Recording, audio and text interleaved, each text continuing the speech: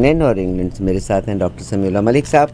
Doctor سمیع اللہ ملک صاحب جو ہیں بٹر ٹروتھ آپ کی ویب سائٹ ہے، اور بٹر ٹروتھ پہ آپ اپنے کالمز لکھتے ہیں اراؤنڈ دا ورلڈ، دنیا کے مختلف بڑے بڑے ٹیلی ویژنس کے اوپر آپ اپنے تبصرے اور تجزیے پیش کرتے ہیں۔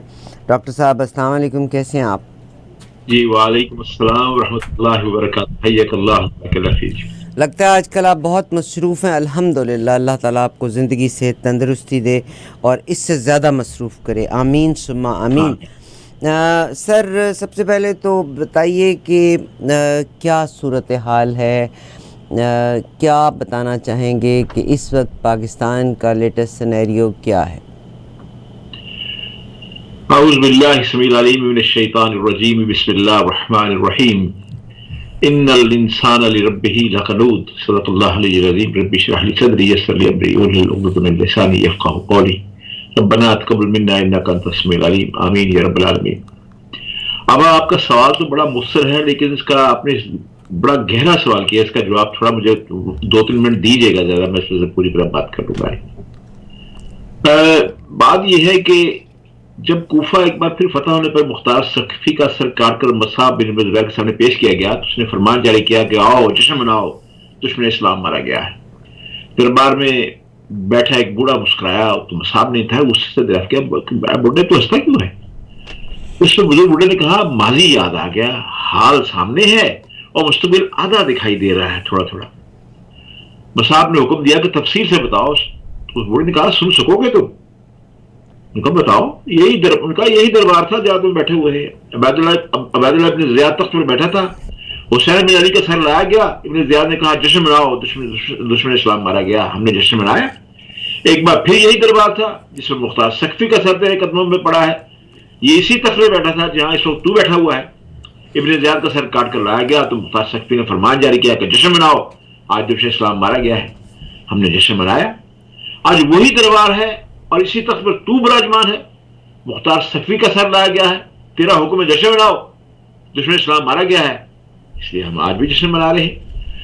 میں سوچ رہا ہوں کل یہی دربار ہوگا، یہ تو نہیں جانتا کہ تخت پر کون بیٹھا ہوگا، لیکن اتنا پتا ہے کہ سر تیرا ہوگا، فرمان جاری کیا جائے گا کہ جشن مناؤ، دشمن اسلام مارا گیا، اور ہم جشن منائیں گے۔ بوڑھے کی پیشگوئی کے عین مطابق کوفہ کے دربار میں عبداللہ ملک بن مروان کے سامنے مصعب بن زبیر کا سر پیش کیا گیا اور اس نے جشن منانے کا حکم دیا۔ کسی نے بوڑھے کی بات کا عبدالمالک بن مروان کے سامنے ذکر کیا تو عبدالمالک بن مروان نے فوراً دربار کی عمارت کو گرانے اور دربار کو کوفہ کے کسی دور دراز علاقے میں تعمیر کرنے کا حکم دے دیا۔ اب میں نے یہ جو تمثیل آپ کے سامنے رکھی ہے، اس میں میں پاکستان کی سیاست کا اس تناظر میں دیکھتا ہوں، جب اس وقت پاکستان میں جو سیاست کا تماشا جاری ہے، اس کا انجام بھی شاید کچھ ایسا ہی نظر آتا ہے۔ سیاسی ایوانوں میں کیا ہوتا ہے، عدلیہ کے فیصلے کس طرح ہوتے ہیں، آپ بھی جانتی ہیں۔ ایک ضمانت ہوتی ہے ایک عدالت سے، فوراً اسی آدمی کو فوراً وہی عدالت کے باہر گیٹ پہ پکڑ لیا جاتا ہے، پھر اسے لے جاتے ہیں۔ اسٹیبلشمنٹ کا کیا کردار، اسٹیبلشمنٹ اس میں کیا کردار ادا کرتی ہے، کل کیا ہوگا، یہ تو وقت ہی فیصلہ کرے گا۔ لیکن میں اتنا جانتا ہوں میری بہن کہ دور نہ جائے، بھٹو گیا، ضیاء آیا، جشن منایا گیا۔ ضیاء الحق کا جہاز تباہ ہوا، مٹھائی تقسیم ہوئی، جشن منایا گیا۔ بے نظیر کی حکومت گری، پھر جشن منایا گیا۔ نواز شریف کی حکومت کا خاتمہ ہوا، جشن منایا گیا۔ مشرف آیا تو وہ تو اور بڑا جشن منایا گیا، اس سے تو آئین میں بھی تبدیل کرنے کی اجازت مل گئی، عدلیہ نے دے دی۔ مطلب نواز شریف بے نظیر دونوں کو جلا وطن کر دیا گیا، پھر جشن منائے گئے۔ دونوں واپس آ گئے، پھر جشن منائے گئے۔ مشرف گیا، پھر جشن منایا گیا۔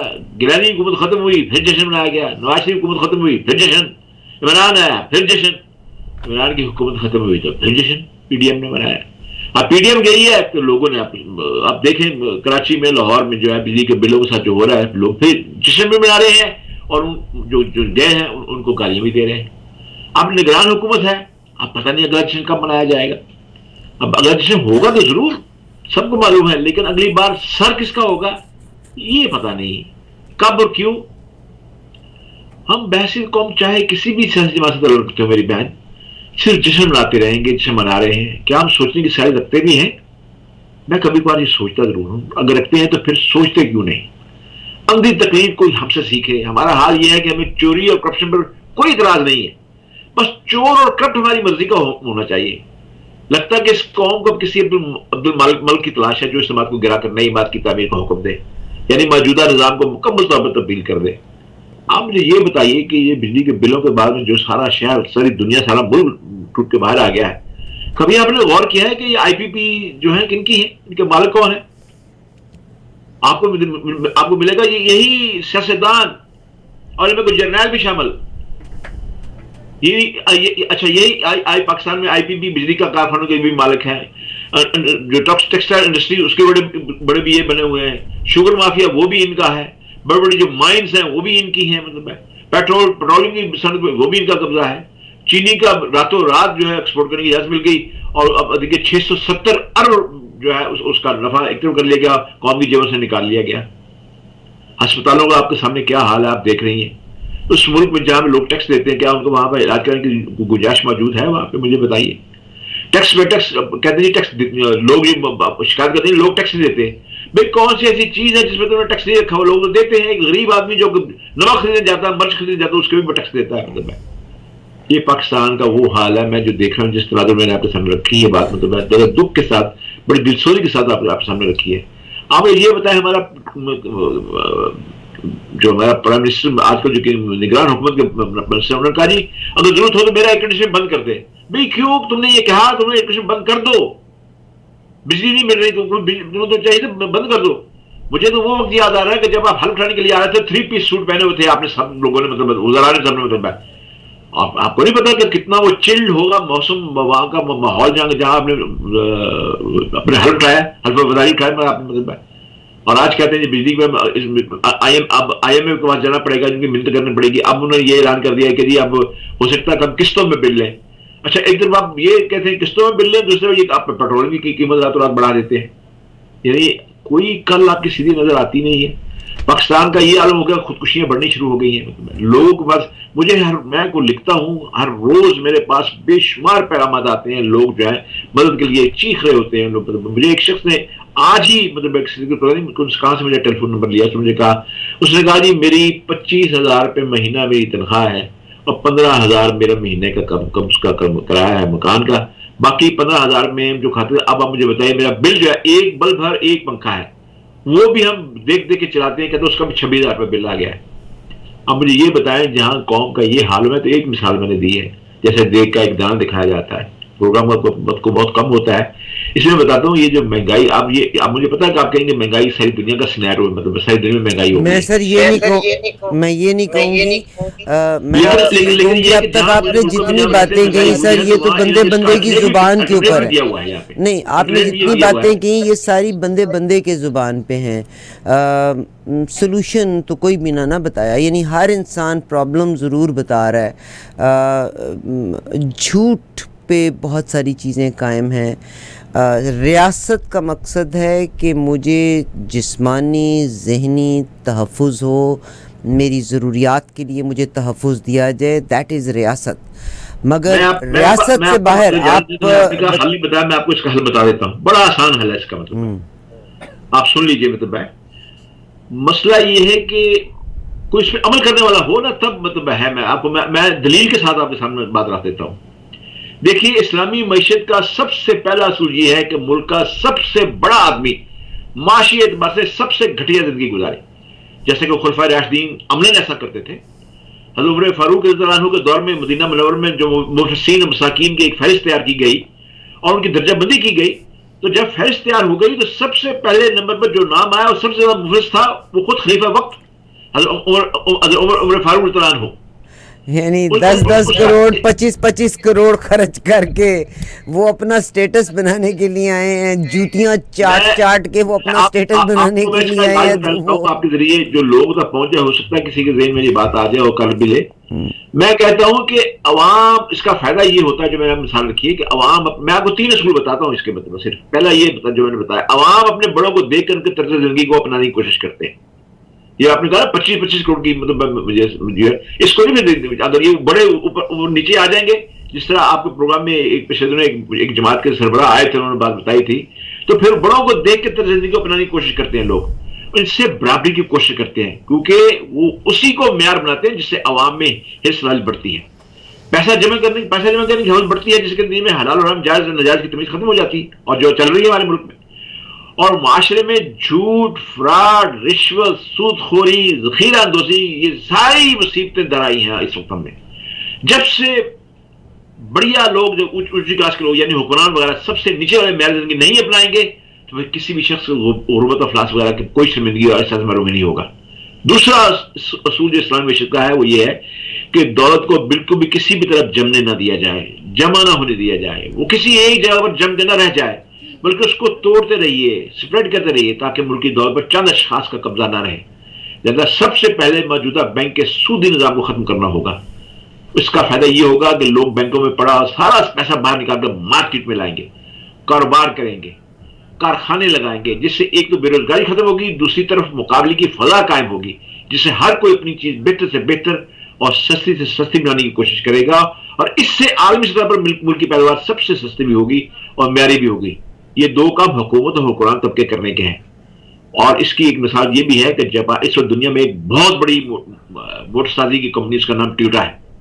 آپ گوگل کر کے دیکھ لیں، ٹویوٹا نے سب سے پہلے یہی کام کیا کہ اس نے سودی کاروبار ختم کر دیا اور اسے عمل کر دیا. آئیے اب تیسرا اصول اسلامی معیشت کا یہ ہے کہ ضرورت سے زائد چیزیں پیسہ اپنے پاس نہ رکھا جائے، بلکہ اسے اللہ تعالیٰ کی راہ میں اس کی مخلوق پر خرچ کرتے رہیے. اپنے رشتہ داروں، محتاجوں، نوکروں، پڑوسیوں پر خرچ کریں، کیونکہ یہ سب سے بڑا کاروبار ہے جس کے نتیجے میں وہ بھی پورے اخلاص کے ساتھ کام کاروبار میں مدد کریں گے اور اس کے بڑھنے کی تمنا بھی کریں گے اور دعائیں بھی آپ کو دیں گے، بجائے اس کے کہ وہ غربا اور مساکین سے آپ سے حسد کریں اور نقصان پہنچانے کی کوشش کریں، چوری کریں، ڈاکہ ڈالیں، راہ دنی کر کے نقصان پہنچائے، خودکشی کریں. بہت شکریہ. میرا خیال ہے خواب کی دنیا سے ہم نکل آتے ہیں اور نکل آئیں تو بہت اچھا ہے. یہ خواب کی کیا دنیا نہیں طریقہ کار ہے سر؟ کیسر بنگالی، کیا doctor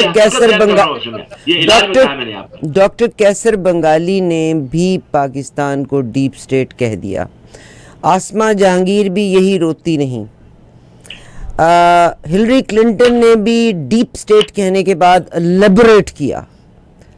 how can we get out of that state first? یعنی ہم سانپ کے اس جو جس شکنجے میں آئے ہوئے ہیں اس سے ملک کو کیسے نکالا جائے تاکہ اس کے بعد چیزوں کو رول کیا جا سکے پراپرلی. آپا میں اسی کا میں کہتا ہوں جو ہمارا جو موجودہ نظام ہے یہ مکمل طور پر ناکام ہو چکا ہے. جب کوئی چیز ناکام ہو جائے تو کیا اسے نہیں بدلنا چاہیے؟ جب ایک ڈاکٹر کسی مریض کو میڈیسن دیتا ہے، جب وہ دوائیاں کام نہیں کرتی تو ادویات چینج کر دی جاتی ہیں، علاج کا طریقہ بھی چینج ہم کر لیتے ہیں. آج معاشی اور اقتصادی بدحالی اور سیاسی ابتدائی کی وجہ صرف اور صرف ہمارے سیاستدان ہی نہیں ہے بلکہ ہم خود بھی ہیں جو ان کو بار بار آزمانے کے باوجود بے اعتبار کرتے ہیں. لیکن میں اس کے ساتھ یہ بھی کہوں گا، میں خالی سیاستدان کو مدعا نہیں ٹھہراتا، میں کہتا ہوں کہ ایک ہماری اسٹیبلشمنٹ بھی ہے جس نے 40 سال تک سن گلاوا کام کیا ہمارے ملک میں حکومت کی. کیا ایک بھی کوئی ایک کام گنوائے جو انہوں نے کیا ہو؟ وہ آسما جہانگیر صاحبہ کا تو میں ریسنٹلی ایک انٹرویو سن رہی تھی، رونگٹے کھڑے کر دیے. اور واقعی وہ باتیں، میرا نہیں خیال کہ اب کسی کی بھی عزت محفوظ رہے گی.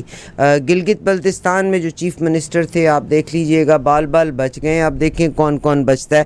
میرا سر آپ سے ایک سوال ہے کہ بھی جڑاں والے کا واقعہ ریسنٹلی ہوا اور جی آپ نے الزام لگا دیا کہ جی وہ جیرا آ گئی تھی اور جیرا نے آ کے یہ کر دیا، ہم تو دودھ کے نہائے ہوئے ہیں. آج ایک ویڈیو جو پوسٹ ہوئی ہے شیخوپورہ کے قریب سے، اور Christian community is very scared, وہ اپنے بچوں کو لے کے وہاں سے غائب ہو گئے ہیں. یعنی اس کا مقصد یہ ہے کہ اگر کوئی مائنورٹیز کسی علاقے میں ہیں تو کوئی بھی مسلمان جو اپنی عبادات میں اور چاہے بیسک عبادات میں بھی پورا ہوتا ہو، وہ اپنی ذاتی دشمنی کی بنا پہ کسی بھی نان مسلم کے اوپر ایسا الزام لگا کے پوری کی پوری کمیونٹی کا جلاؤ گھراؤ کر سکتا ہے.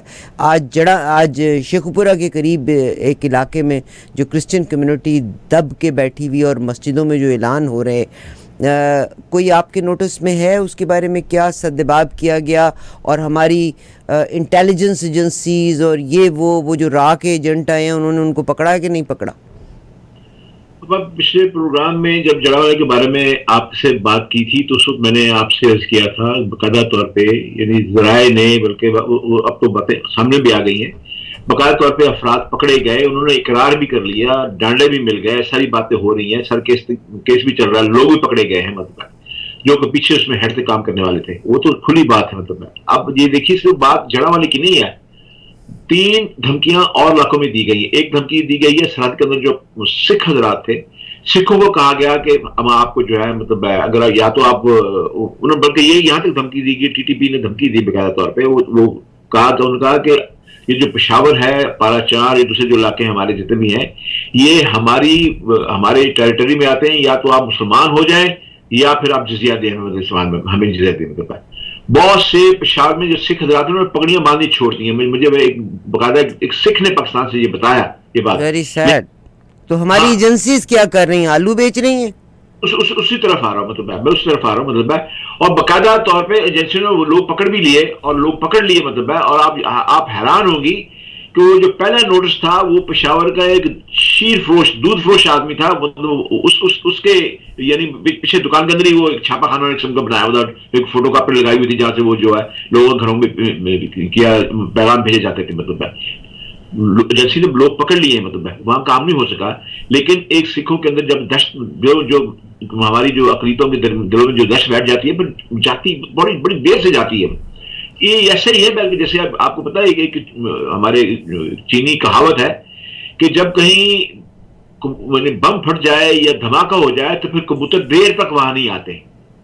یعنی اگر وہاں پہ اگر ایسا ہی معاملہ ہے, جب دھماکہ ہو جاتا ہے تو جو اقلیتوں کے دلوں میں جو خوف بٹھایا گیا ہے, اب دیکھنا یہ ہے کہ اس کے پیچھے موٹیویشن کیا ہے.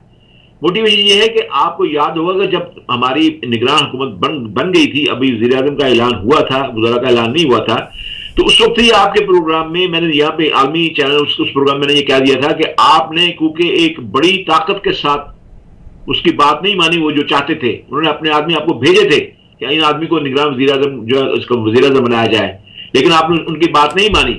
آپ نے یہی وجہ ہے کہ سیاسی جماعتیں ہیں وہ بڑی ذمہ ہو گئی ہیں, کیونکہ سیاسی جماعتیں وہ کہہ رہی ہیں ہمارا یہ جو نئی نگران حکومت ہے اس میں ہمارا بھی کوئی ہاتھ نہیں ہے. وہ اب پہلے دبے لفظوں میں کہتے تھے, اب کھلم کھلا کہنا شروع کر دیا.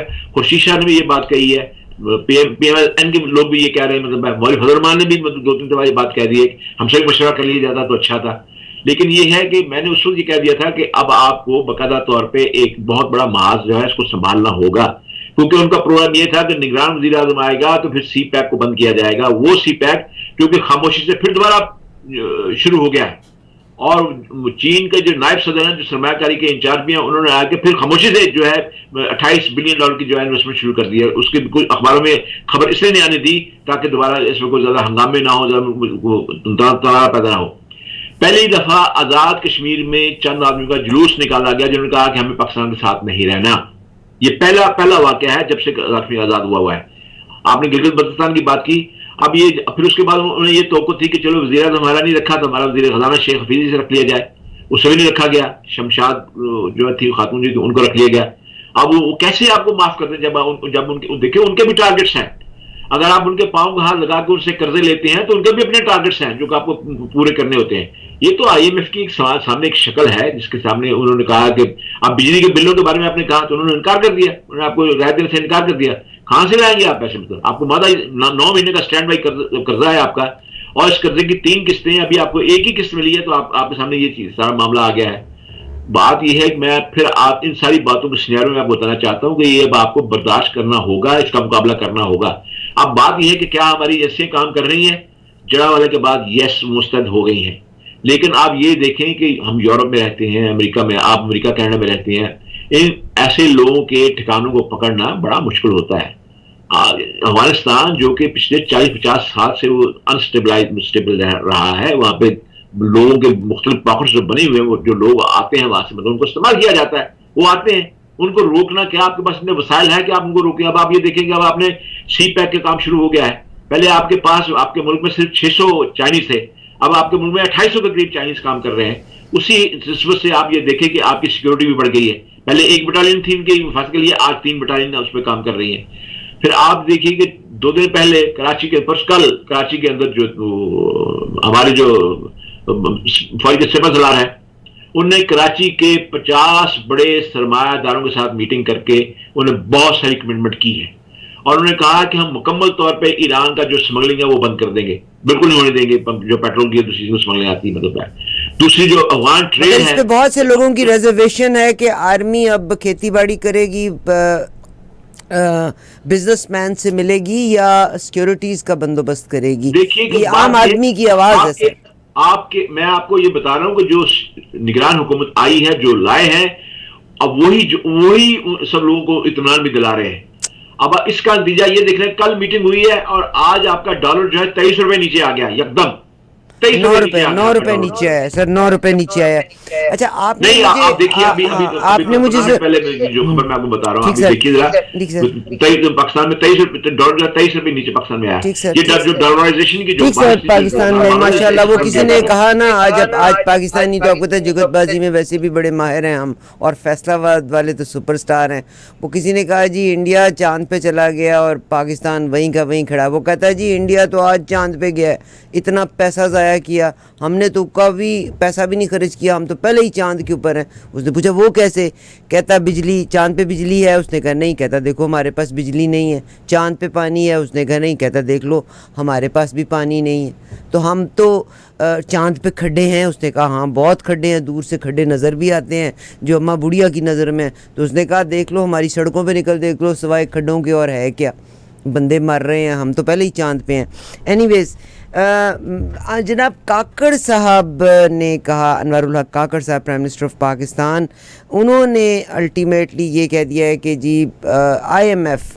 مگر دوسری طرف جگنو محسن جو ہیں ان ممبر پارلیمنٹ بھی ہیں، انہوں نے ایک بڑی کمال کی بات کہی کہ پاکستان ایڑیاں رگڑ کے آئی ایم ایف کا قرضہ لیتا رہا اور پی ڈی ایم حکومت نے 1 ارب آپ کو بتائیے کہ سیٹھی صاحب جو ہیں واز ویری منظور نظر آف پی ڈی ایم کے تھے، مگر ان کی وائف جو ہیں جگنو محسن، یہ انہی کا ہی آج کا بیان ہے کہ ایڑیاں رگڑ کے قرضے لیے. پاکستان کی آرمی بھی قرضے مانگنے کے لیے نکلی اور ہر بندہ قرضے مانگنے کے لیے نکلا، اور انہوں نے اپنے ایم این ایز کو خوش کرنے کے لیے 1 ارب روپیہ ان کو دیا ہے. It is just to the M N As. Is that right? اور اگر یہ حقیقت ہے تو کیا یہ اس ملک کے ساتھ زیادتی نہیں ہے؟ مجھے تو آپ یقین کیجیے، مجھے تو آپ سے کوئی سوال پوچھنا بھی، میں پوچھتی ہوں میں کیا پوچھوں. نہیں، آپ ضرور پوچھیے، جو آپ جو چاہتی، جو نہیں پوچھنا چاہتی وہی پوچھا کیجیے مجھ سے. نہیں، میں اللہ جانتا ہے کہ میں بہت آپ کو اس کا بالکل رائٹ جو آنسر میں آپ کو دیتا ہوں، اسے کنفرم بھی کر لیجیے گا. بات یہ ہے کہ جب حکومت پی ڈی ایم کی جا رہی تھی تو انہوں نے، ان کو پتا ہے سیاستدانوں نے نیا الیکشن لڑنا ہے، تو انہوں نے تقریباً جو ترقیاتی بجٹ کے نام سے اپنے ایم این ایس کو، ایم پی ایس کو، مطلب جو تھے ایلوکیٹ کیے، جتنے بھی جو فنڈس تھے مطلب ایلوکیٹ کیے. جب وہ چلے گئے تو ابھی وہ ایلوکیشن کی صحیح خشک نہیں ہوئی تھی کہ وہ سارے جو جتنے لوگ سب بند ہو گئے، کیونکہ شمشاد بیگم نے آتی ہے جو وزیر خزانہ ہے، آپ ان کی ہماری ویب سائٹ ہے پاکستان وزیر خزانہ کی، اس کو جا کے دیکھ لیجیے. مطلب آپ بتاؤ وہ تمام کے تمام جتنے بھی ہیں وہ نگران حکومت کے آئینی لحاظ سے، قانونی لحاظ سے وہ فنڈ استعمال نہیں کیے جا سکتے، وہ نہ استعمال کیے جائیں گے. اس لیے وہ بات خبر کی خبر رہ گئی. اور وہ جو سیاستدان تھے انہوں نے اپنے ایم این اے الیکشن جیتے، انہوں نے کہا بھائی ہم جاتے ہوئے آپ کو ایلوکیٹ کر گئے تھے، لیکن انہوں نے پتا ہے کہ نگران حکومت کے اندر الیکشن کمیشن جو ہے اس بات کی اجازت نہیں دیتا کہ ترقیاتی بجٹ جو ہے اس لیے کیا جائے تھا کسی پارٹی کی ووٹ لینے کے لیے اس سے یعنی استعمال کیے جا سکے. اس لیے وہ سارا فنڈ بند ہو گئے ہیں. جگنو اب تو وہ پارلیمنٹ رہی نہیں، اس لیے جگنو بھی سابقہ پارلیمنٹیرین ہے. مطلب آپ یہ دیکھیے کہ جگنو سیٹھی واقعی منظور نظر تھے، منظور نظر پتہ نہیں کن کے منظور نظر ہیں، وہ بھی جگنو. صاحب مسئلہ یہ ہے کہ وہ کرکٹ کے چیئرمین بننا چاہتے تھے بورڈ کے، لیکن یہ کہ پیپلز پارٹی نے ہلہ بولا اور اپنا زکوٰۃ شریف لے آئے. آپ یہیں سے آپ کی جو راستے الگ ہونے دیکھ لیں، آپ راستے الگ ہو گئے. اب وہ شہباز شریف صاحب جو تھے وہ اپنے بھائی کو یہاں برطانیہ سے لینے کے لیے آئے تھے، لیکن اب پتہ نہیں شہباز شریف یہاں بیٹھے ہوئے جاتے بھی یا نہیں جاتے. اعلان تو انہوں نے کر دیا کہ وہ اکتوبر میں وہ آئیں گے مطلب ہے، لیکن اب شہباز شریف یہیں بیٹھے ہوئے ہیں، اب جاتے نہیں جاتے. آخری بات جو میں آپ سے کرنے لگی ہوں کہ ایک شنید ہے کہ اگلی حکومت بھی اگر کوئی بنے گی تو اس وقت دا موسٹ وانٹڈ پرسن جو یس مین ہے دیٹ از جناب شہباز شریف صاحب. اور خیال کیا جاتا ہے کہ پاکستان کے اگر الیکشن ہو جاتے ہیں تو آنے والے پرائم منسٹر بھی جناب شہباز شریف ہی ہوں گے. کیا یہ حقیقت پر مبنی ہے؟ دیکھیے ابھی تو اسے خواب کہا جا سکتا ہے، ہر آدمی کا خواب دیکھنا حق ہے، آپ دیکھ سکتے ہیں. آپ مجھے یہ بتائیے کہ اس میں کوئی شک نہیں کہ اسٹیبلش کی جو اچھے تعلقات جو ہیں وہ شہباز شریف صاحب کے ساتھ ایز کمپیئر ان کے جو بڑے بھائی ہیں ان سے زیادہ شہباز شریف صاحب کے ہیں. اس کے لیے آپ شہباز شریف صاحب کے پورا دوران حکومت دیکھ لیں، انہوں نے ہر بات پہ یہ کہا ہے یہ سپر سلاد کی یہ کر دیا، ہمارے سپر سلاد نے یہ کر دیا، تعریفیں کرتے کرتے انہوں نے اپنا وقت گزار لیا. اور لازمی بات ہے کہ وہ اپنا اس لیے اچھا گزارا، انہوں نے کہا کہ اس بار جو الیکشن آئیں گے تاکہ میرا نمبر رہے. پہلی بات یہ ہے کہ پہلے شریف برادران میں جو اتحاد بڑا مثالی اتحاد تھا، وہ کہتے تھے بڑے بھائی جان کے بغیر کوئی بات چلتی نہیں. اب شہباز شریف صاحب پہلی دفعہ وزیر اعظم بنے ہیں. میں نے پہلے بھی آپ سے کہا تھا کہ اب شہباز شریف صاحب کے جو گرد و پیش کے جو لوگ ہیں وہ کہتے ہیں کہ اب شہباز شریف صاحب یہ مجبوری پیش کریں گے کہ بھائی جان میں تو چاہتا ہوں کہ آپ آئیں لیکن آپ کے آنے سے حکومت بن نہیں سکے گی. اگر میں ہوں تو اب آپ سمجھیں کہ آپ ہی حکومت کر رہے ہیں، تو اس لیے شہباز شریف صاحب جو ہیں وہ اپنے کہیں وہ بھائی صاحب کو منانے کی کوشش کر رہے ہیں کہ اس بات میں وہ راضی ہو جائیں. ابھی راضی ہوئے ہیں یا نہیں ہوئے یہ بات کی بات ہے. صحیح میرے اب دوسرا بات یہ ہے کہ زرداری صاحب جو ہیں انہوں نے جب حکومت گرائی تھی عمران کی، اسی پہلے ڈے فرسٹ سے انہوں نے امریکہ کے اندر اپنی جو لابنگ شروع کر دی تھی. وہ اپنے بیٹے بلاول کو آئندہ ملک کا وزیر اعظم بنانا چاہتے ہیں. اس کے لیے انہوں نے باقاعدہ طور پہ اپنے اسٹیبلشمنٹ کے ساتھ بھی بڑے اچھے براسن بنانے شروع کر دیے ہیں، بنائے بھی ہیں، سب کچھ کیا بھی ہے. وہ بھی ابھی تیار ہیں. وہ چاہتے ہیں کہ میرا بیٹا بلاول بھٹو جو ہے وہ وزیر اعظم بنے اور میری بیٹی جو آصفہ ہے وہ آئندہ سندھ کی وزیر اعلیٰ بنے. مطلب ہے فضل الرحمان صاحب نے کھل کے اعلان کر دیا، اس نے کہا کہ آئندہ ملک کا صدر میں ہوں گا پاکستان کا، اور سرحد کی حکومت ہماری ہوگی اور بلوچستان کی حکومت بھی ہم بنائیں گے. اب یہ دیکھیے کہ پی ڈی ایم جو ہی نگران حکومت ابھی بنی بھی نہیں تھی تو اس سے ایک ہفتہ پہلے ہی جوتوں میں دال بٹنی شروع ہو گئی تھی. اب ہر آدمی جو ہے منظور نظر بننے کی کوشش کرے گا حکومت میں آنے کے لیے. ایک بات آپ یاد رکھیے کہ عمران خان کو انہوں نے مکمل طور پہ سیاست سے آؤٹ کر دیا ہے. اگر آج عمران خان، میں آپ کو صاف بات بتاتا ہوں، اگر آج عمران خان مقدمات سے فارغ ہو جائیں یا انہیں الیکشن لڑنے کی اجازت مل جائے یا وہ ختم ہو جائیں تو پھر تو ان میں سے کوئی بھی نہیں جیتے گا، وہی جیتیں گے، کیونکہ یہ ایک گراؤنڈ زمینی حقائق ہیں. یہ مطلب ہے میں چاہے یعنی مجھے پسند ہو یا نہ پسند ہو لیکن یہ زمینی حقائق ہیں. ہمارے ملک میں ہمیشہ سے سیاست ایسے ہوتی ہے کہ جس کو جو جیلوں میں جاتا ہے زیادہ اس کی زیادہ جو ہے لوگ جو اس میں پذیرائی ہوتی ہے. اور لوگ جو ہے وہ عمران خان کے وہ جو 4.5-3 سال کے جو کارنامے تھے جو سے پس گئے تھے، مر گئے تھے، وہ سارے بھول گئے ہیں. عمران خان پھر ان کا کئی ہیرو بنا ہوا ہے. لیکن میں آپ کو بتا رہا ہوں جس طرح پرویز لائی کو دیکھیں، پرویز لائی کو نکلنے نہیں دے رہے. ایک منٹ ہٹتا ہے، آج اس کی ضمانت ہوئی ہے، کار میں بیٹھا ہوتا ہے. اب توہین عدالت عمران خان نے وہ جج زیبا کے بارے میں کچھ کہہ دیا تھا تو توہین عدالت تھی. آج جب عدالت کی کوئی بات بھی نہیں مانی جا رہی تو آج کس کی توہین ہے؟ آج یہ لوگ پکڑے کیوں نہیں جا رہے؟ اللہ آپ کا بھلا کرے. میں اسی طرف ہی آ رہا ہوں، مطلب اس طرف ہی آ رہا ہوں. بالکل ٹھیک آپ نے بات کہی ہے. بات یہ ہے کہ اس سے بھی زیادہ عدلیہ کی جو رسوائی ہوئی یہ ہے کہ پرویز لائی کے بارے میں آرڈر لکھا گیا کہ انہیں کسی بھی مقدمے میں گرفتار نہ کیا جائے. یہ کہا گیا فیصلے کے اندر. ابھی فیصلہ جاری نہیں ہوا. پرویز لائی صاحب کو باہر بھیجا گاڑی کے اندر، باہر کے لوگوں نے اسے ڈرائیور کو سے باہر نکالا اور گاڑی بھگا کے لے گیا، پرویز لائی کے ساتھ لے کے چلے گئے. یہ عدالت باہر کا معاملہ میں آپ کو بتا رہا ہوں. مطلب یہ بات ہے. اب آپ مجھے یہ بتائیں کہ جب یہاں پھر دوسری بات یہ ہے کہ اب وہ الیکشن کمیشن صدر نے پچھلے دنوں پر پرزے پھیلائے تھے، الیکشن کمیشن کو بلایا تھا اپنے پاس. الیکشن کمیشن نے جانے سے انکار کر دیا. اس نے کہا کہ آپ قانونی طور پر مجھے بلا ہی نہیں سکتے، اتھارائز نہیں ہے کہ مجھے بلائیں. الیکشن کمیشن نے جانے سے انکار کر دیا. صدر کے پاس کیا رہا؟ ایک جو منصب تھا اس کی تھوڑی بہت جو عزت وقار تھی وہ بھی ختم ہو گئی.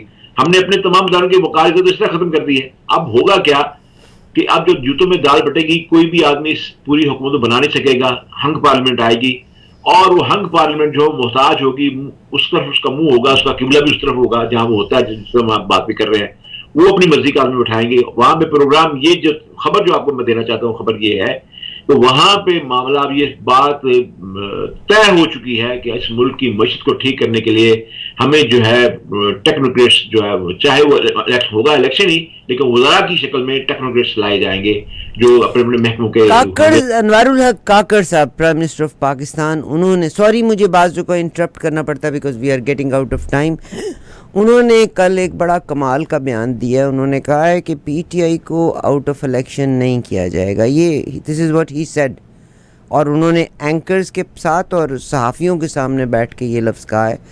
انہوں نے کہا ہے کہ پی ٹی آئی کو الیکشن سے باہر نہیں کیا جائے گا، جس کا نشان ہے جو پارٹی ہے وہ تمام پارٹیاں الیکشن میں حصہ لیں گی.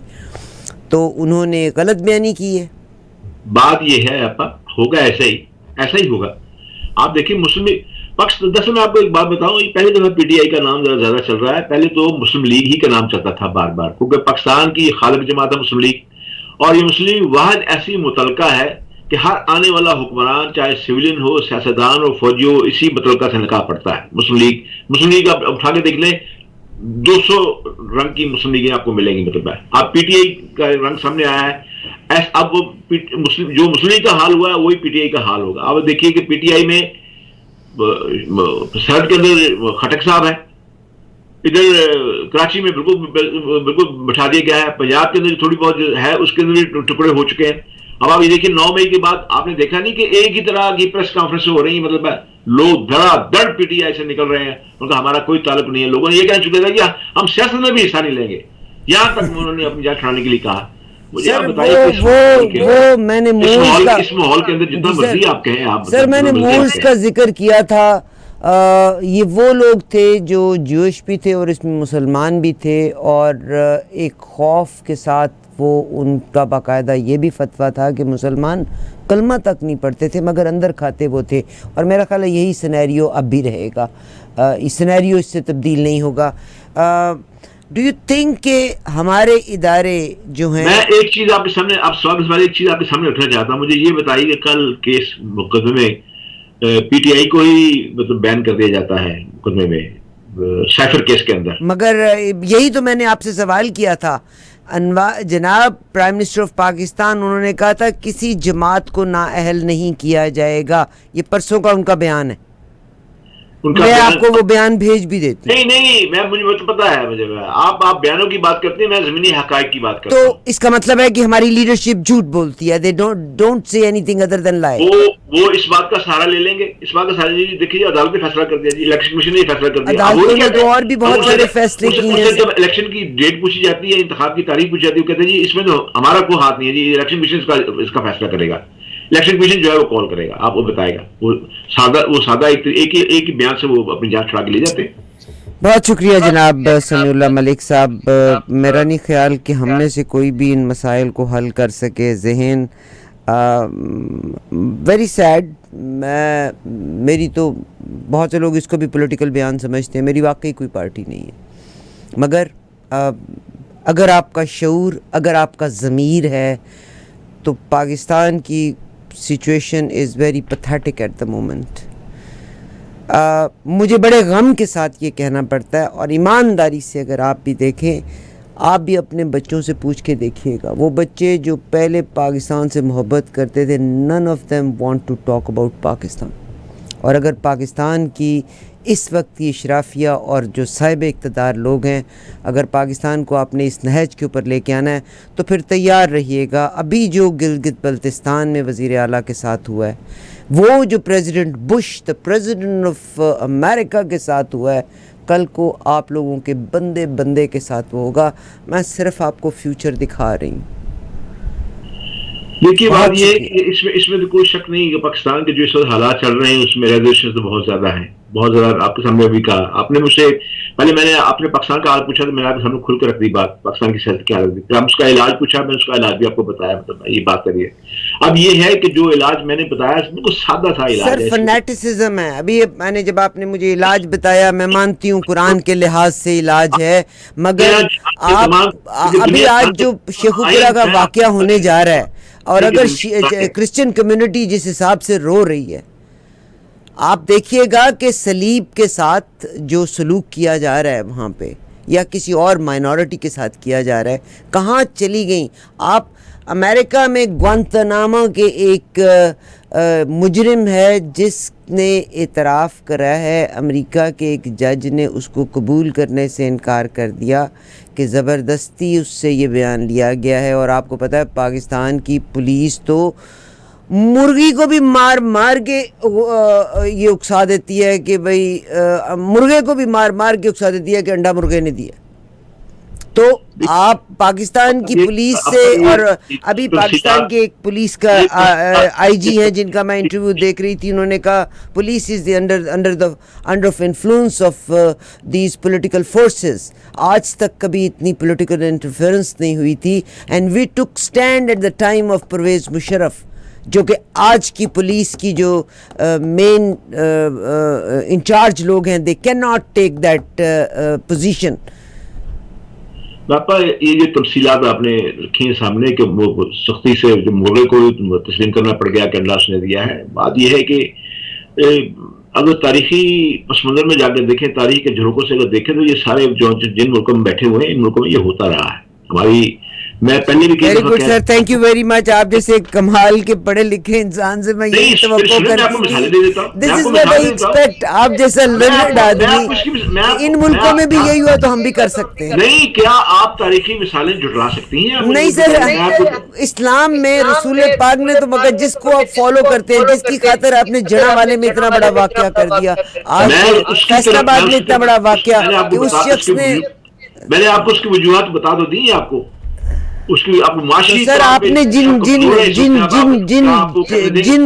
سختیوں کا ذکر کیا ہے, آج پاکستان کی فوج اور پاکستان کی اقتدار میں لوگ بندے بھی غائب کرا رہے ہیں, بندوں پہ جنسی تشدد بھی کیا جا رہا ہے, ان کی کھالوں کو بھی کھینچا جا رہا ہے. یعنی وہ سزائیں جو وہ لوگ دیا کرتے ہوتے تھے, آج وہ مسلمان وہ سزائیں دے رہے ہیں. آپ یقین کریں کہ دیر آر فیو تھنگس جو دیکھنے کے بعد wrong. I have left everything. I don't want to be sick. I don't want to be mentally sick. اس کا جواب ایک 1.5 منٹ میں اس کا جواب میں آپ کو دے دیتا ہوں. امریکن مصنف ہے, اس نے ایک ناول لکھا ہے جان واقع.